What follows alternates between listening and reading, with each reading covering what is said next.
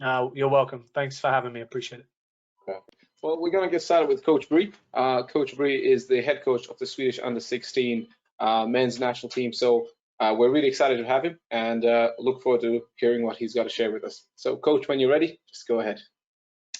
Thank you. First of all, thanks for having me on. We really appreciate the opportunity. Today, I'm going to talk about cooperation reads. And when you first talked to me about doing something like this, you told me it was for grassroots and coaches, developing and working with youth players. And I started to think about my first experience working with youth players when I came to Sweden, and when I started working with the youth national team with under 16 range. And it was shocking. It was a shock to the system for me to kind of realize the lack of understanding of concepts, of cooperation concepts among the youth players in Sweden.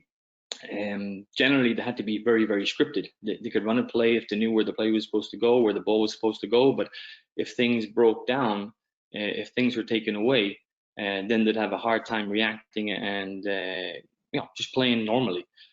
So I decided to share my experiences and then share the things that I've learned over the last couple of years and some of the concepts that we work with at my school in near Gothenburg.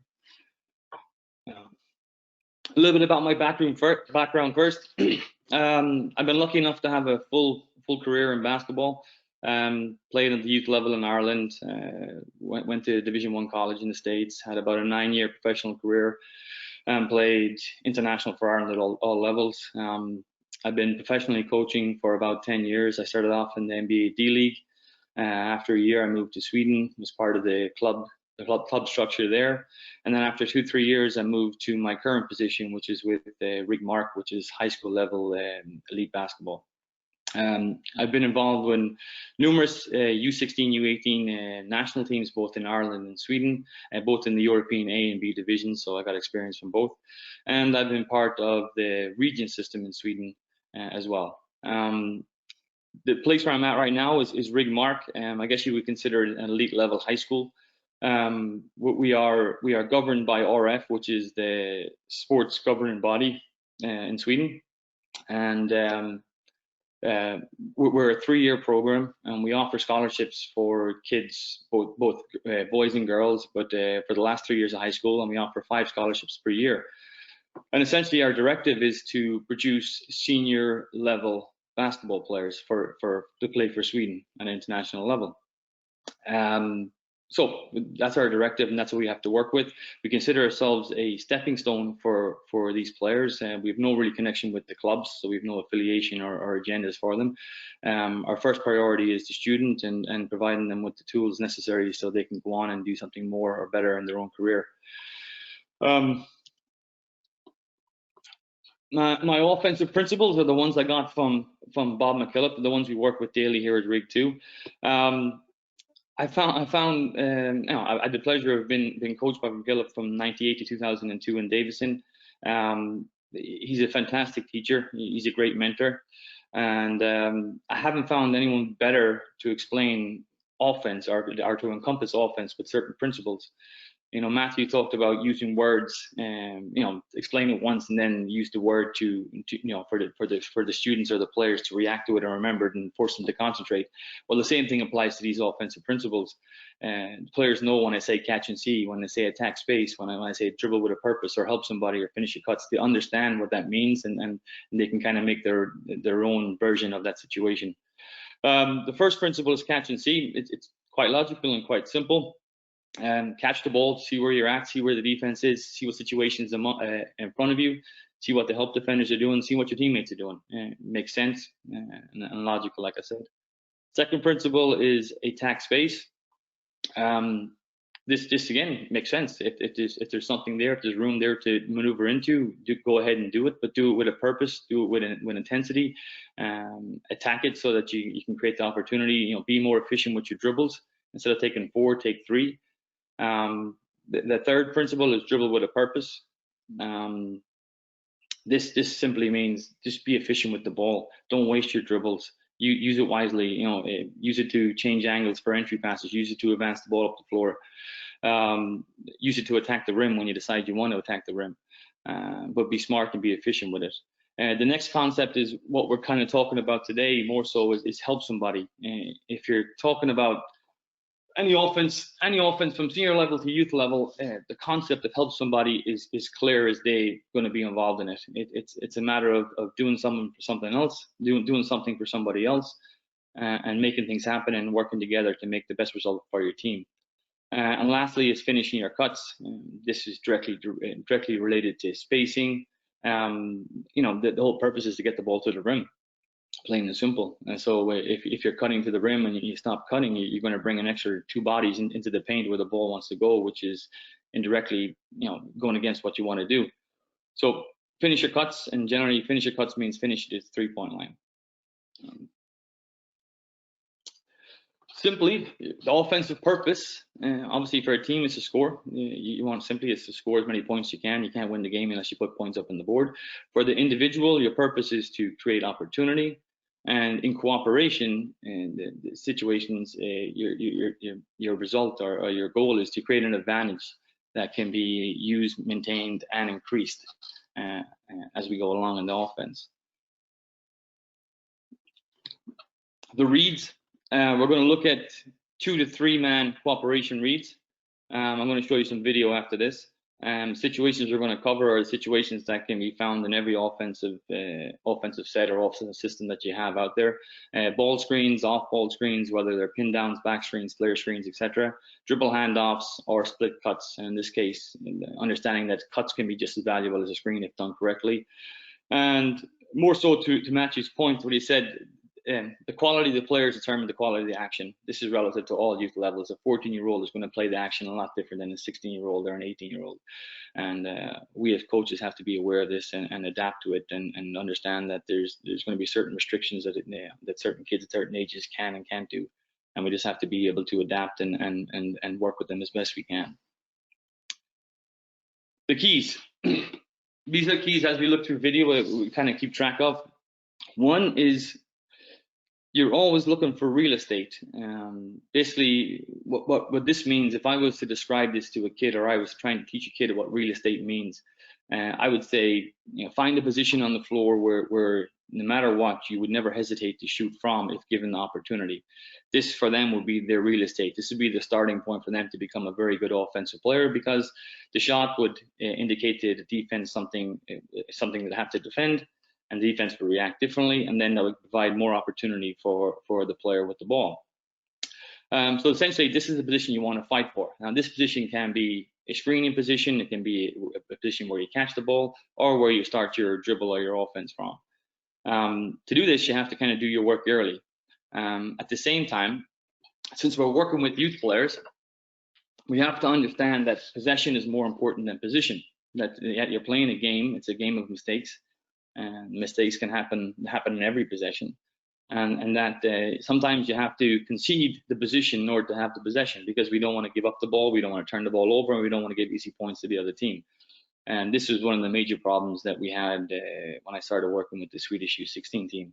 Players, if they were out of position, they'd freeze. The ball hand would be left hanging with the ball, and things would just go downhill big time very quickly. Once you get the position, then it's about protecting your space. These can be simple techniques as bust downs, but it's humans as a whole were designed or programmed to be reactionary. If someone walks up behind you and goes boo, you're going to react. So the same principle, if you understand that principle, then you can apply it to the game. The defense will react to what picture you're showing them with your body. The more aggressive you are, whether it's with a foot fake, a shot fake, a shoulder fake, an eye fake, whatever it is, the defense will react if it's done with enough tempo and enough speed, enough force. This can give the offensive player a lot of time, a bit more time to kind of read the next situation, read his own defender, read the space behind him, and read the cooperation with his teammates. The overall concept is kind of make the defense late, create separation, create gaps, create space for players to kind of see and work within. First, you have to do it to the individual, and then you have to do it to the group. This requires the player to, one, see opportunity. So he has to see space, see defenders. This is obviously a little bit easier if you don't have to handle the ball. everything gets a little bit more complicated when the ball's on the floor and you're forced to take your vision off what's moving parts to kind of protect what's there in front of you. And also understand a couple of other things. One, we try to teach our players about the hint of a crowd. I think Coach Popovich talked about this, that you should release the ball at the hint of a crowd, release the ball. It makes sense. We all know youth players driving into lanes, into big crowds, getting caught, getting trapped, going a little bit too deep, and the gaps become smaller, and all of a sudden you're sucked into a crowd, and the ball comes out or gets deflected on the way out, or the pass is a lob pass all the way out, and you don't generate, you've lost the advantage that you created from your penetration. And then we want players to learn how to make split-second, half-second decisions. We want the ball moving, we want the ball out of your hands, we want you to decide whether you're going to shoot, whether you're going to pass, or whether you're going to dribble immediately after you catch it. These are the main requirements for the player as we watch video. So I'll put some video on, and we'll talk about each concept, each cooperation from ball screen, off ball screens, and we go through, and I'll show you a video from our team. And the reason I want to show you a video from our team, because as Matthew said, it's a youth team. It doesn't look pretty. I mean, it's always pretty, but the concepts still have to be part of what you're doing, and the players still have to kind of figure it out on their own and figure out for themselves what they want to do. So give me a second here.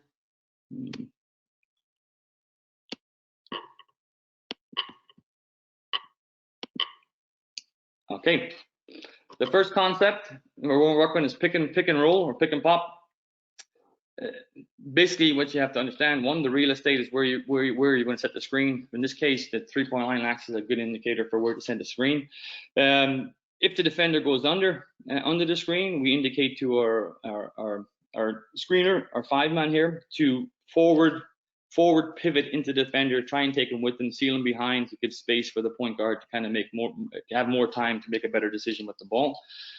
If we fail to get him, we immediately twist and rescreen the situation and create another situation where the guard has to go over the top and the guard turn the corner. In a situation where the defense does a good job of containing, maybe they go over and the five does a good job of hedging or containing the penetration, we would ask the player to bounce out, and then the five to dive, and then create separation, and then come back at it again to try and create the same situation again. We at Rig, we don't do this as much. We like the ball to be moving the ball off the floor, so we create this kind of twist option a different way, and I'll show you that in a minute. But conceptually, this is what you should be doing if you're teaching it. So we're going to show some clips of pick and roll. Romeo's our point guard. He's the guy with the ball. Sebastian's our five. Romeo's in a good position here. The reason he's in a good position, there's space in between him and the defender, so Romeo's free to move. He's free to kind of anticipate what's going to happen. Sebastian, he has a target point. His target point is the shoulder of the defender with his chest bone. He's coming up. He has good real estate in terms of he's at the three-point line. Romeo's going to dribble off. Sebastian tries to forward pivot into the defender, makes him late. He still gets over the top. Romeo's left with a little bit more space, and then Romeo can make the shot and make that play. Same idea here. Defense inside the three-point line, we set the screen at a good position. Angle's great. Rickard anticipates his defender hedging, slips the screen. Tom can see it happening, and we get the forward pass to the rim. I put this clip in to show you that the pick and roll can happen anywhere on the floor. It doesn't have to be at the three-point line. It can just be as effective. In this case, the defender has a tough decision to make. If he goes under the screen, he's going to give up a 15 to 12-foot jump shot. If he goes over the screen, we're going to create a 2-on-1 situation where it's hard for the weak side defender to rotate and stop a pass. Essentially, the five has a one step to the rim, dunk or layup. And this situation, it happens. In this situation, Sebastian, we encourage our players to kind of read the situation. We talk a little bit about flesh-to-flesh contact. Do we want to set contact? Do we not want to send contact? We leave it up to the player to decide. It's more about his feeling of where his defender is. In this case, his Sebastian, number 23. And in this case, his defender is already in position to defend Bobby coming off the pick and roll. Sebastian senses this, and then he dives hard to the rim. This essentially becomes a slip cut. Has the same effect on gravity. If he cuts hard enough, he'll freeze the weak side defenders, which in this case he did. Bobby saw it. He swings it to the weak side, to the left, and Andre was ready to knock it down.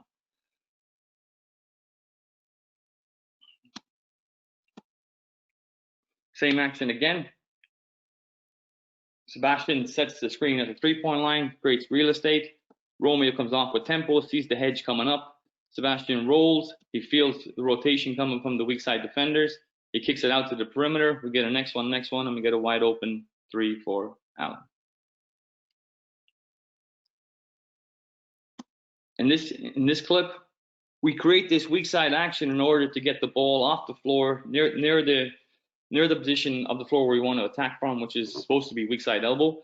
We get pushed off it a little bit, but like I said before, possession is more important than position. We still get a chance to run off the screen. We set 2 screens, create 2 gap situations, force the defense to sink a little bit more, and then Andre gets a driving lane, which he exploits. We teach how to handle switching. We teach it different ways, but for one way we work on this one. If they're going to switch, we tell the 5-man to slip as quick as he can. We tell the 3 to release the ball early, and we tell the opposite player to come meet the ball so we can create an angle to pass the ball into the post.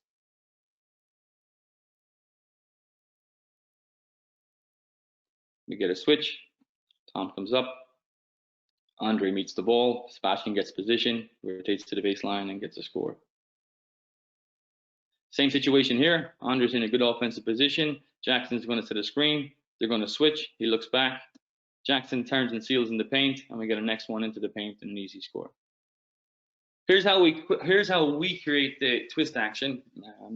We just run the big up one side, and then we switch the angle at the end of the screen so we can put the 5 defender in an out of position situation where we have more space for a guard to attack into.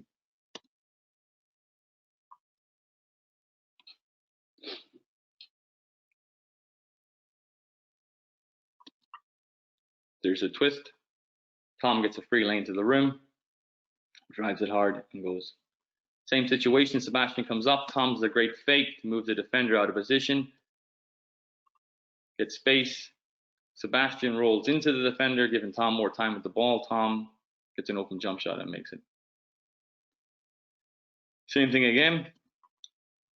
Jacob forces a switch. He takes the defender with him. Tom attacks the seam, and Andre makes a timely cut against the defender who's standing watching the ball. It works against the zone. Same idea. Against the zone, we try to screen the zone as much as possible. In this case, nothing worked. We go to a middle pick and roll. We twist it at the end. Tom attacks the seam. Oliver moves along the baseline, trying to play a layup if it's possible, and Andre drifts with the ball to the corner, been available for the ball at all times. And this would be the concept of passing the ball late. Tom drove it. He didn't pass it before the crowd. He didn't pass it during the crowd, but he passed it after he came out of the crowd into space and passed from space. Picking and popping, same thing. You do this if you have a shooting big or a shooting 4. It can happen anywhere on the floor. All these actions can happen anywhere on the floor. It doesn't make a difference. It's about understanding what you're looking at. Sebastian sets the screen. The defender goes over. Tom goes into his space. He recognizes he has no more space to work with, kicks it back to Sebastian to relocate it, and then he's left wide open for an open jump shot. Andre picks and pops. In this case, Allen's drive is so effective. He pulled 2 defenders with them, forcing a rotation. Andre sees it. Eddie stays space in the corner, and we end up with a wide open 3. This is my favorite action we do. It's the reason we do it is, when I came to Sweden, when I was part of many national teams, we struggled to play pick and roll. We struggled to find playmakers who could make plays off the dribble, who could set up the screen, who could see the action behind the screen. And so, I looked around and tried to figure out how I could help them. This was one concept that we came up with, or we decided to use. It's a simple concept. We tried to get real estate with the 5-man, and then we have the point guard passing the ball, then immediately go get it. And then the same rules apply as before. If his defender goes over the top, we try and take it directly to the rim, creating a 2-on-1 situation. If the defender goes under, we twist and re-screen.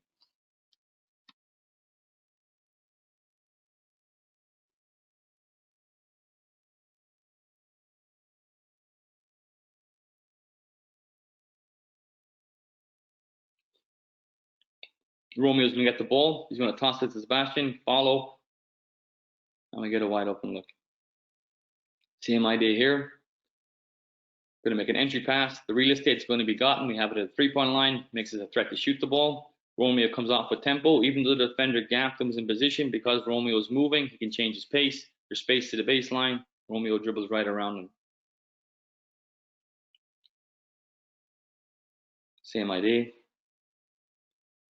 Tom now gets a twist and a rescreen. He fakes, and like all good pick and roll players, the best option is to turn down the screen if you can get the chance. Tom turns it down. Now he's in space. He can manipulate the rest of the defense. He finds an open shooter in the corner. Knock down 3.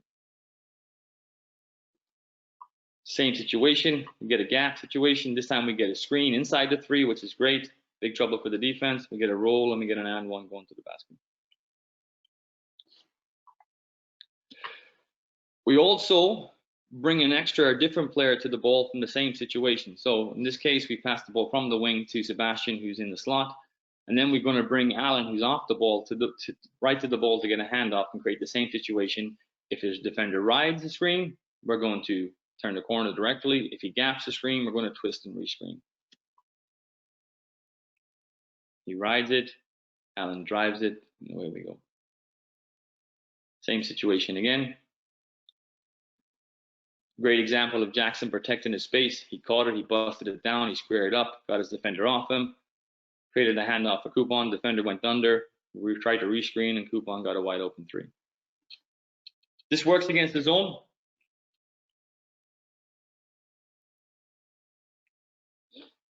Get the ball to the middle, which defender takes him. It's where Sebastian's catching the ball, which makes it a threat.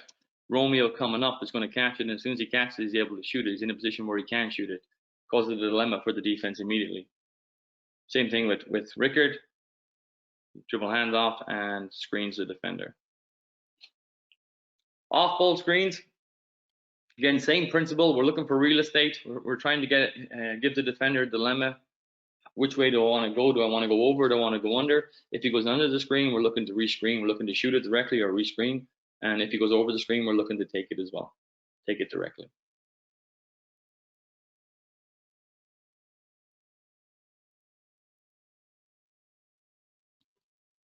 In the situation, number 24 along the baseline is going to gap the screen. He's going to try and go under them. We have good real estate here with Sebastian and Alexander. Andre comes off the screen, and we get a wide open look to the top of the key. Same situation here. Penetration, occupies 3 defenders. Allen separates to the top of the key. Jackson cleans up the mess. Romeo sees it, delivers the ball. Allen gets a wide open 3. Allen top of the key, catch and see. On the weak side, we have Andre coming off the pin down. Defender is late. Get a wide open 3. And if things turn out you don't have a shot, we twist and we screen. And we generate the action that we want. If the defender rides the screen, we're going to try and take it directly. We'll try and shoot it, just as before. Again, we have real estate. Number 6 is going to try and chase the screen. We tag him. Allen comes off into space, takes it directly. 1 dribble pull up, make. Same thing again.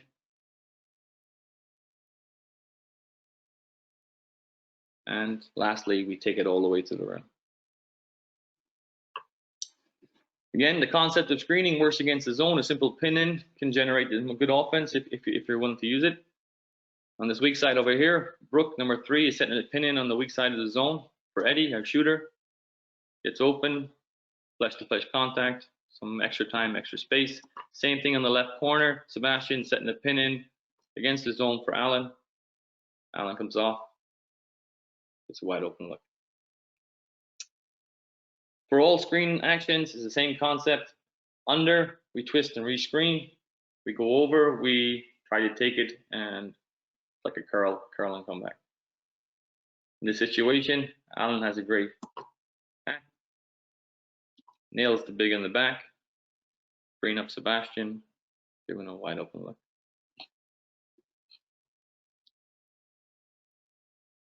Is Eddie? There it is.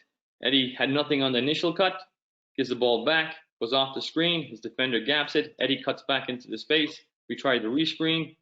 Eddie comes off. Both defenders overreact, freeing up Alexander, make a play.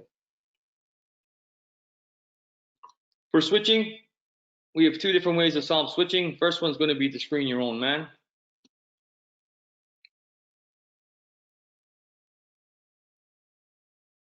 If we look to the weak side, Andre setting the screen for the cut along the baseline. He screens his own. They rotate out. We get enough of a window to get a shot off, and we make it. Same thing here. Alan set the screen in for Romeo. They're talking about switching. Alan's aware of it. He screens his own, and we get a wide open three. Same concept again. Alan does a great job of screening his own man. Bringing up Tom for a good lick. Second option is to slip to a front cut. Anticipate the switch. Recognize where the switch is. And take your opportunity. In this case, Andre slip into the rim. And gets a wide open dunk. We have two actions going on here. Two pin downs, or one flare screen, one pin down. Both defenders are switching.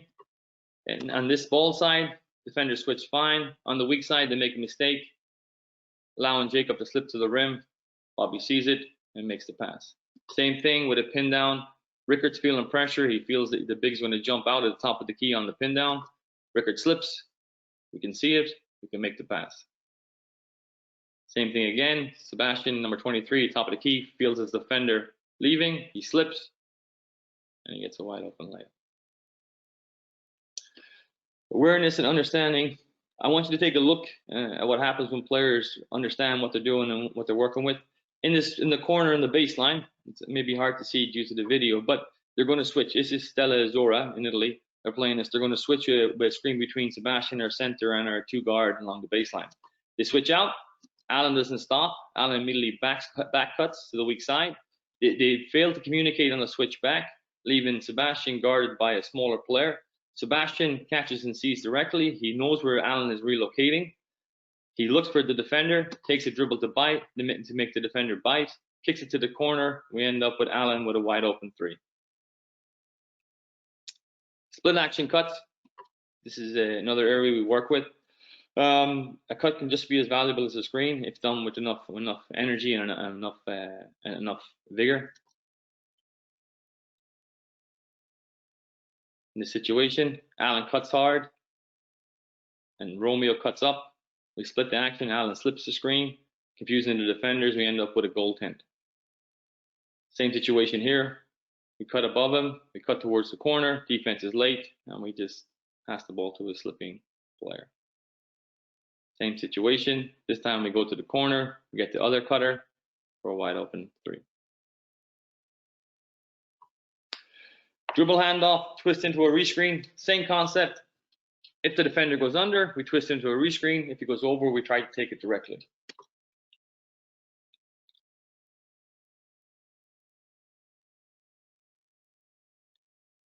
We encourage our players to get inside the three-point line when they're doing dribble handoff. We just don't want to create exchanges on the perimeter.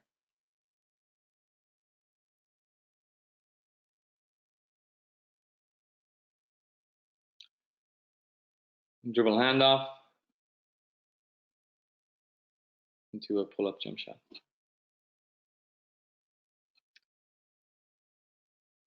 Dribble handoff, course in the switch, defense falling asleep, we get a backdoor cut and we get a layup. Same thing here. Dribble handoff, attack the paint, toss the ball, create an action, create some contact, we get a wide open layup. So all these concepts are things we work with. We work with them daily, we play through them, we train them. But most of our offense, over 50% of our offense is a free offense. It's not a motion, it's not a continuity. It's free. It's for the players to choose, and this is what we end up with. When we started off doing this, when we started committing to this, we didn't get so many good clips in terms of playing. But as we went through the years, we got better and better, and we get more and more of these clips every year. So this is a situation where the players are creating themselves. They're slipping, rescreening, twisting, creating action on both sides of the floor, and we end up getting a wide open layup. Same thing over here. We're going to curl the first screen. We're going to pop. We're going to screen away. We're going to try and get a pick and roll. It forces a switch. We have a great cut from Andre. That cut from Andre pulled in number 34's defender, made him late for the rotation. He gambled, giving Tim an opportunity to drive a lane. Tim sees the help coming early. He passes it early. Tom gets a wide open jump shot.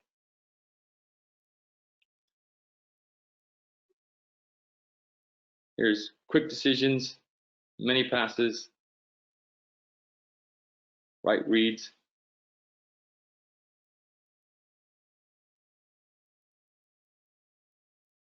I think we had 11 passes in 16 seconds, which was pretty cool.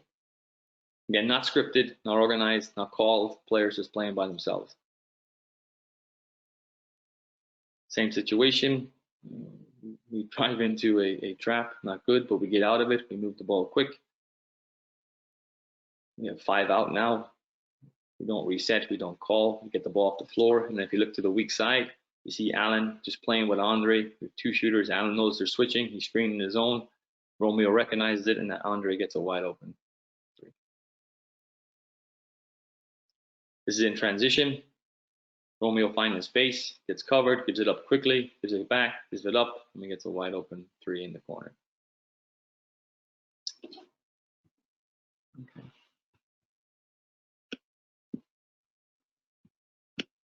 Okay.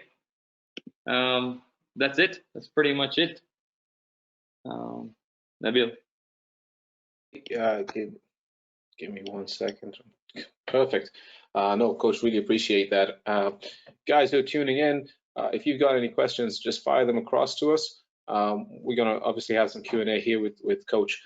Coach, let me start by asking you this. One of the things you said, you don't have plays, motion offenses. It's for the players to decide. And you obviously talked about how initially there's going to be that learning curve, shall we say.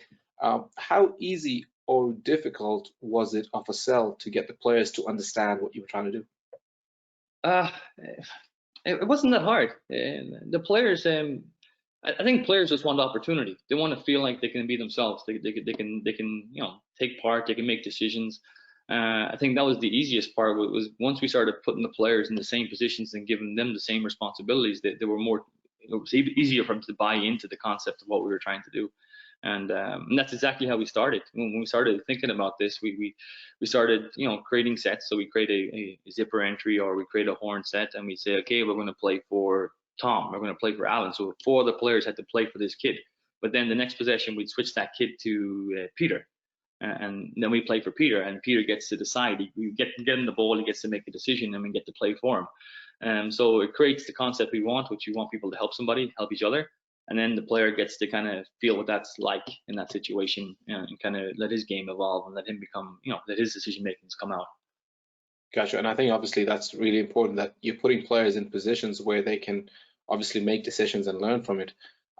Talk to me a little bit about the weak side actions. How do you go about teaching them? How do you emphasize that? Because obviously with a 2-man game and you got the ball side screen or middle pick and roll, the weak side action, how do you emphasize that?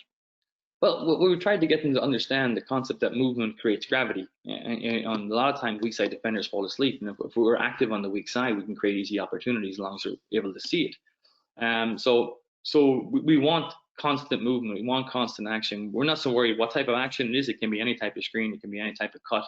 But we want players to be as active as they possibly can, mainly to occupy the defenders, their own defenders, to make them engage in them and notice them.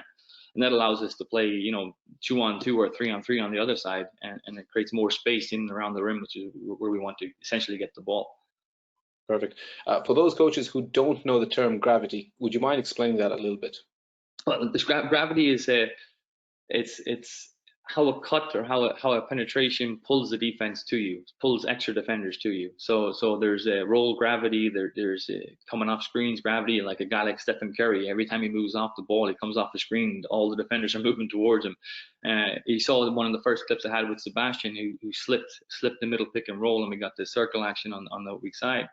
Was he froze the help defender. Help defender froze because his cut was a threat to the rim. And that pulled the defenders in, and that allowed us to open up perimeter opportunities afterwards. Perfect, appreciate that. Would you, we got a question here, would you use a lot of these short corner ball screens, the one that you showed us inside the 3-point line, or do they just sort of happen naturally? Well, it depends who you have. I mean, it can happen naturally. I mean, a very easy way to happen is if you penetrate into the paint, if you penetrate inside the 3-point line and you get cut off and you don't pick up your dribble, as soon as you turn around, you're already in a great position. You're almost like in a post position as a guard. If you have a big on the perimeter come towards you, comes down towards you, come to meet him, you can run your defender off that big. That creates the dilemma. What's the guard going to do? If he chases you, now you're playing 2-on-1 in a short space where you have the advantage versus the big.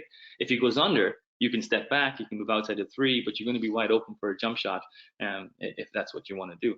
But it's a very difficult situation to guard if you can get into it. I'd use it all the time. I would try to use it all as a player. I would try to use it. But I tried to get my players to understand it, but they're not as confident with going into the paint, stopping, holding the ball, protecting the ball, turning around, and then going off the screen. They get a little bit, I don't know, they're afraid of a crowd maybe coming or swallowing them up. But I generate 2 from plays. We have a play where we get the ball into the post in the guard, and we do that exact movement. Okay. No, that looks like a really good action too. So it's something I think I'll definitely steal, and I think some other coaches will steal too. With the other actions, for example, there was an action where one of the players curled it, and then a second player came up and lifted. So with those kind of actions, do you drill them sort of on air so that both players get a shot, or how do you drill that? Yeah, we do exactly that. We'll have multiple balls going at the same time. So we'll have maybe 2 basketballs going. We'll have a coach on the sideline in the lane. He's going to pass to the cutter coming up, and the bigs will make the pass to the cutter going to the rim. So again, you're training them how to make decisions, but more the technique about how to throw the pass, the timing behind the pass, putting the ball where it needs to be. And it wasn't easy at start. I mean, a lot of times taller, more bigger players don't have a passing feeling, and this takes time. But if you can get them to pass the ball, your offense changes dramatically. You get an extra point forward, a point center who can make plays for other people on the perimeter. Perfect. And just in terms of obviously getting an understanding of passing and when to pass the ball, the timing and stuff like that, from your opinion, obviously, would it be better to work on those on-air drills, or would it be better to add some defense, whether it's controlled dummy defense or live defense? How would you fine-tune when the players have the basic skills? How would you fine-tune it so that the timing is down to what you need it to be? It's more about, well, we go from, I teach a technique first. So I teach them how to move, how to pivot, what to look at, how to hold the ball. I show them how to do it, and then we go through reps 1-on-0. But then we play, then we play out of it. So we do some warm-up drills where maybe 2 minutes of the first drills, or our first 6 minutes of practice are high-intensity passing, movement, cutting drills where we're moving just to get warm. And in that time, we would probably throw these passes, 1-on-0. But then it's about playing. Then it's about, when we go into our practice, we create the situations 3-on-3, 4-on-4, and then the player has to kind of make the read based on what the defense does. But they have to be thinking about it. They're conscious about it. And if the opportunity arises, yeah, they throw the ball. If they mess up, they mess up. But they get to learn the timing that way. And you wouldn't go mad at them in the game or practice if they throw the ball and mess up? No, I'd go mad at them if they didn't throw it. Okay. I don't get mad at mistakes. I get mad at the reaction the player has to mistakes. So if the player gets negative with himself, I get mad at the player. But if the player can recognize that it's okay to make mistakes, I'm good with it. You can make as many mistakes as you want. But if you focus on that mistake, you're not going to be able to play the next possession, which is a problem for me. So we get mad at that. Perfect. No, and that makes so much sense. 2 thoughts just to finish up. Number 1 is, I've been asked to remind the audience that you are the best point guard to ever play for Ireland national teams. I didn't mention that at the start, and I got a message telling me to make sure I said that. And the second one is the corner ball screen we were talking about from the LA Clippers. Chris Paul used to do that all the time as well. So those are some comments coming in. Coach, really appreciate your time. It's great, obviously, you making the time to present. I know I got a lot from it, and I hope most of the attendees did too. Thank you for having me. Appreciate it. You're most welcome.